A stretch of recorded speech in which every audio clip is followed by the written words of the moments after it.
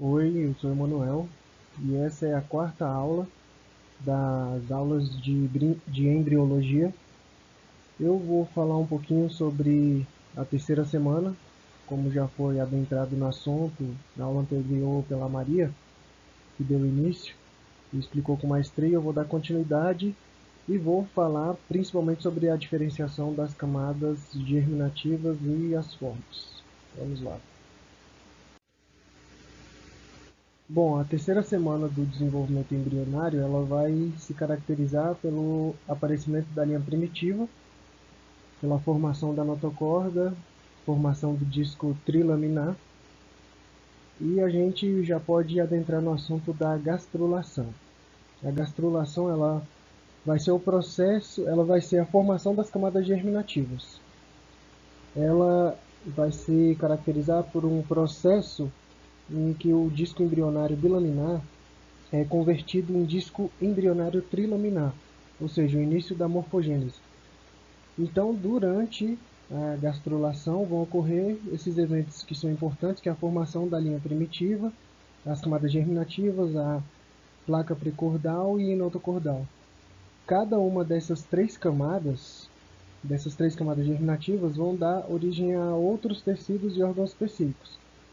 Por exemplo, a ectoderma, ela vai originar a epiderme, o sistema nervoso central e periférico e outras estruturas desse sistema. Já o mesoderma, ele vai originar as camadas musculares lisas, os tecidos conjuntivos, o, o sistema, a medula óssea, o sistema esquelético, os músculos estriados, os órgãos reprodutores, o excretor. E a endoderma, ela vai originar os revestiliais das passagens respiratórias e também o sistema digestório. Isso inclui as glândulas que são associadas. E aí, depois desse processo, vai ocorrer o que a gente chama de invaginação de células do epiblasto. Vão dar origem às três camadas germinativas do embrião. O mesênquima, o mesoblasto, vai originar os tecidos de sustentação e os conjuntivos do corpo, que é um pouco a forma do mesoderma intraembrionário e outras que vão se deslocar do hipoblasto e vão formar o endoderma intraembrionário. Então, essas demais células vão permanecer no epiblasto e vão formar o ectoderma intraembrionário. Aí a linha primitiva vai regredir e vai desaparecer na quarta semana do desenvolvimento. Então, sobre a formação do processo notocordal, a gente entende que as células mesenquimais vão migrar do nó e da fosseta primitiva formando um cordão celular mediano, que é o processo notocordal. Esse processo ele vai adquirir uma luz, é o canal notocordal, e vai crescer até alcançar a placa pré-cordal, que é a área das células endodérmicas que estão firmemente aderidas à ectoderma. Então essas camadas elas estão também fundidas e formam uma membrana bucofaríngea, que é a boca. E aí, paralelo a isso, vai existir uma linha primitiva, que é uma área circular também com disco bilaminar, no caso o ânus, é a membrana cloacal. A notocorda, ela surge pela transformação do blastão celular do processo notocordal.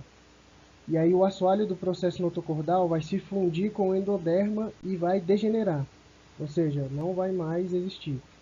Vai acontecer então a proliferação das células notocordais a partir da extremidade cefálica. E aí essa placa notocordal ela vai se dobrar e vai se formar a notocorda. Esse daqui é o esqueminha, que seguindo de A até H, a gente tem essa primeira etapa do processo notocordal. E aqui, desse outro lado, de A até F, a gente tem a formação da notocorda de fato. A notocorda ela vai fazer então definir o eixo do embrião, ela vai ser uma base para a formação do esqueleto axial e vai ser o futuro local dos corpos vertebrais, ou seja, a vértebra e a medula vai ser formada aí. Adiante, nós falamos agora sobre a formação do alantoide. O alantoide ele é um anexo embrionário e ele vai aparecer por volta do 16º dia na parede caudal do saco vitelino. Durante a maior parte do desenvolvimento, o alantoide ele vai persistir como uma linha que se estende da bexiga urinária até a região umbilical. Isso é chamado de úraco. E nos adultos vai ser a mesma coisa que o ligamento umbilical mediano. Então a gente tem aqui essa imagem que mostra o saco vitelino e o alantoide, que é essa cordinha bem aqui. E já aqui na neurulação vai ocorrer a formação do tubo neural, que também é devido à formação da placa neural, que é induzida pela notocorda em desenvolvimento. Ou seja, por volta do 18º dia, a placa neural ela vai se invaginar ao longo do eixo central, que vai formar o sulco neural mediano, com pregas neurais em cada lado. E aí no fim da terceira semana, as pregas neurais começam a se aproximar e a se fundir, que vão formar de fato o tubo neural, que é o início ali do sistema neural central. E aí vai ocorrer uma separação então do ectoderma da superfície e vai se diferenciar a forma da epiderme da pele. A fusão dessas pregas neurais, elas vão avançar em direção cefálica e caudal, ou seja, elas vão em direção à boca e ao ânus e ao crânio, à cabeça. E vão permanecer abertas até a extremidade cranial, que é o neuroporo rostral, que é por volta do 25º dia, e também em direção à extremidade caudal, que é o neuroporo caudal, até o 27º dia, mais ou menos. E enquanto tudo isso acontece, enquanto o processo está em desenvolvimento, as células da crista neural, também chamada de crista neural, elas vão migrar em forma de uma massa entre o ectoderma e o tubo neural.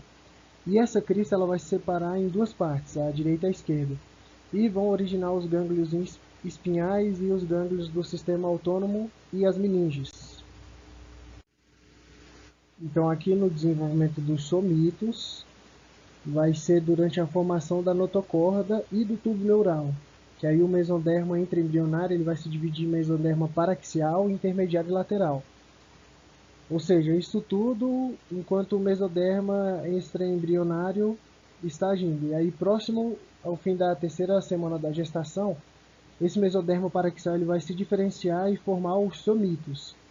E aí, no fim da quinta semana, 42 a 44 pares de somitos que estão presentes, eles vão sair, em termos leigos, da cabeça para a cauda e vai dar origem à maior parte do esqueleto axial e os músculos que estão associados a isso. Assim como vai dar origem à derme, que faz parte da pele adjacente. Sobre o desenvolvimento do celoma intraembrionário, vai ocorrer no interior do mesoderma lateral e dos cardiogênico, que vão surgir espaços celômicos que vão se unir e vão formar o celoma intraembrionário e dividir o mesoderma lateral em duas camadas. Essa imagem complicada aqui, ela está dizendo basicamente o seguinte: a camada parietal é somática, que cobre o ânio. A camada visceral é esplânica, que cobre o saco vitelino.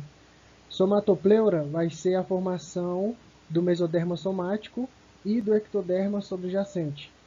O espanquinopleura vai ser o mesoderma esplâncno e do endoderma subjacente.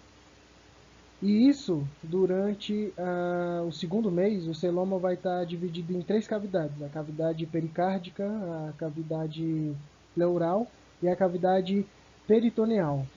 Aí esse esquema ele vai ilustrar basicamente isso: o espanquinopleura, aqui tem o cimatopleura, seguindo em ordem do A até o F e fazendo a contagem correta, a gente consegue perceber que tudo está em ordem.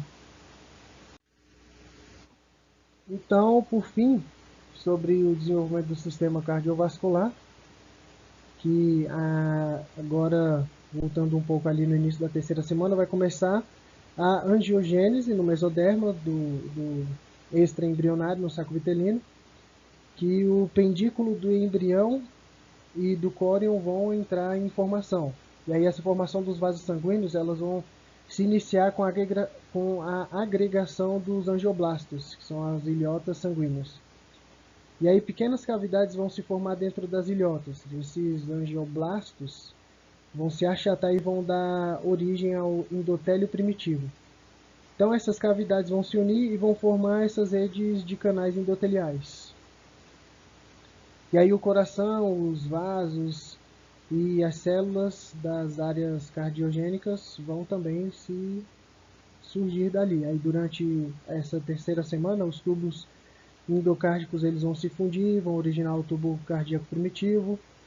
E aí já no finzinho da terceira semana, o sangue já vai estar circulando e vai desenvolver o início ali da circulação, que é chamada de circulação uteroplacentária, ou seja, o bebê já vai estar com o batimento em dia e o sangue vai estar circulando.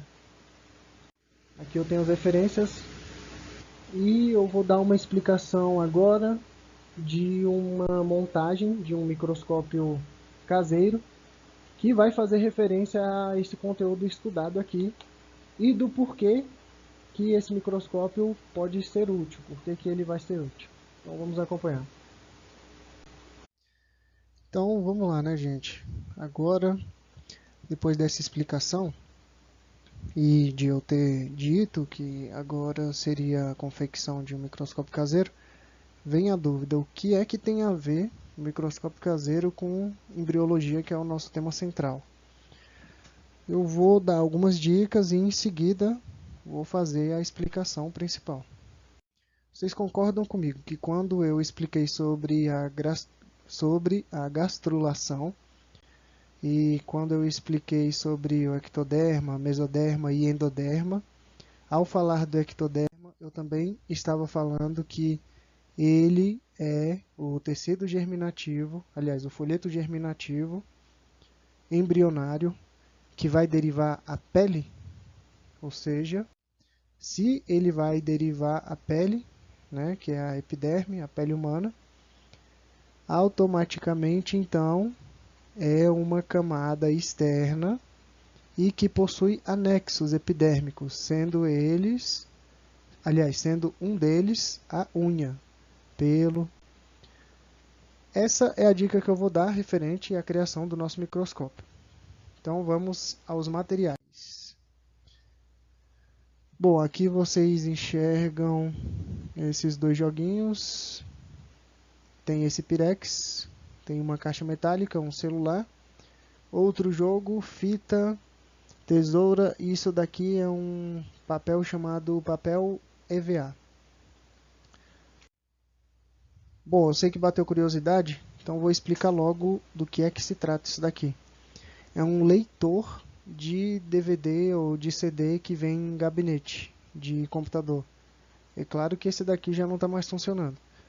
E para você que está pensando em construir o microscópio caseiro, de acordo com as instruções que eu vou dar, é muito fácil conseguir um desse aqui. Você pode ir numa feira, pedir uma câmera antiga, um celular velho que eles não vão querer mais, ou mesmo em móveis usados, coisas desse tipo. Hoje em dia está sendo muito descartado, então é bem fácil encontrar um leitor de CD, DVD que não tenha mais utilidade para outra pessoa. E aí, depois que você conseguir um desse, você infelizmente vai precisar abrir. Porque o intuito é conseguir essa pecinha bem aqui. Praticamente vai ser o coração do nosso microscópio. E depois de você desmontar e abrir ele todinho, você vai encontrar isso, essa pequena lente. Essa lente é o coração do nosso microscópio e vai fazer parte da diversão inteira. Bom, ela é bem pequena, então é preciso ter bastante cuidado com ela. E aí, agora vai entrar a parte do papel EVA e da tesoura. Você vai colocar em prática o que você aprendeu na escola primária, quando cortava bem pequenininho os papeizinhos que a professora dava, porque é preciso fazer um tamanho quadriculado, pode ser, mais ou menos de uma moeda, um tamanho de uma moeda. Um pouquinho maior, talvez médio. E depois disso, você precisa fazer um furo menor do que a lente que tem naquele leitor de DVD. Você já vai entender por quê. Ele precisa ficar assim. Ele vai se concentrar aqui dentro, não precisa usar fita nesse ponto, porque como o furo é menor, a pressão ao redor da lente vai fazer com que ela fique presa ali no meio. E depois disso, agora sim, você diminui um pouquinho o quadrado para ele ficar de acordo com a câmera do celular que você está usando, que você precisa usar. E esse ponto é crucial, é extremamente importante que você coloque a lente bem focada na direção da saída da câmera. Ou seja, a lente que é côncava, ela tem esse formato aqui, né? Precisa estar voltada para o celular. Ou seja, a luz precisa bater aqui. E aqui precisa ser a imagem que você vai ver. Ficou claro? Eu acho que ficou claro, né? Tá muito difícil não. Tá, vamos pro próximo. Beleza. Então a gente agora vai usar essas duas estruturas. No caso aqui eu peguei esses jogos porque eles são praticamente da mesma altura. Mas você pode pegar livro, você pode pegar um chumaço de papel e dividir. São coisas que façam uma espécie de plataforma para que você use o Pirex, que é transparente, ou no caso pode ser aqueles pratos antigos também que são transparentes, e aí você só precisa criar essa pontezinha. E o baralho, o jogo, ou também pode ser um livro, é só para medir, como se fosse o canhão do microscópio. Você entende que eu sei do que se trata o canhão. A lente objetiva já foi criada aqui através daquele leitor mínimo que veio, né, daquela lente do leitor. E agora a chave do sucesso principal. Assim, mais uma imagem aqui para a gente entender realmente como é que funciona. Aqui, se estiver muito perto, você retira, se estiver muito longe, você coloca. E aí, então, você vai poder regular o que você está enxergando, ou como você está enxergando. Agora sim, a chave do sucesso.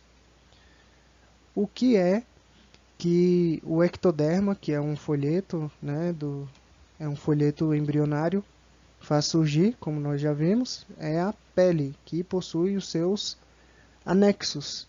Um dos anexos é nada mais nada menos do que o cabelo. Mas claro que o cabelo é muito fino e o nosso microscópio caseiro ele não é um microscópio eletrônico tão potente assim, tão incrível, tão avançado. Por isso mesmo, sim, eu cortei a minha unha. Na verdade, está sempre cotoquinho assim, mas de todo modo eu consegui tirar um pedacinho. Beleza, não ache nojento, porque eu sou uma pessoa higiênica. Unha cortada, eu tive que focar bem, porque a unha tá bem pequenininha. Até tentei colocar um cabelo aqui, tem como enxergar, e é possível, né? Mas não deu visibilidade, então eu apelei para a unha. E essa é a conexão do microscópio com o tema dessa aula. E eu tirei algumas fotos, é claro.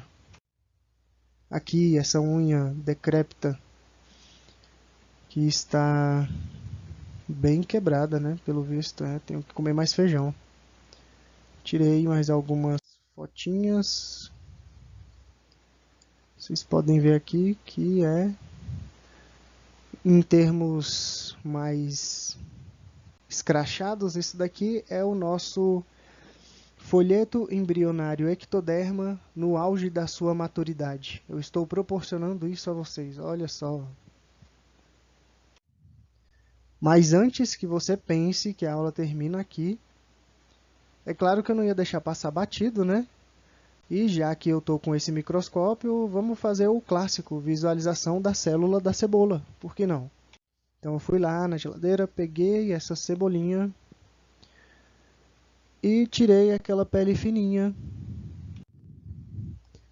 Coloquei a pelezinha aqui, fiz o ajuste e também tirei umas fotinhas. Pronto, bem mais bonito, né? Aqui é o Pirex. Aí aqui, se dá um zoom, vê bem detalhadamente. Aqui mais algumas fotinhas. Claro que a aula não vai se limitar a isso. Então, por isso eu coloquei vídeo tanto da unha, né? Dando zoom, que fica até meio estranho. E da cebola para aliviar essa estranheza. Acompanha aí. Obrigado por assistir o vídeo. Espero que vocês tenham gostado. E é isso. Qualquer dúvida eu vou deixar o meu e-mail com vocês. Valeu, até a próxima. Bebam água, água é vida.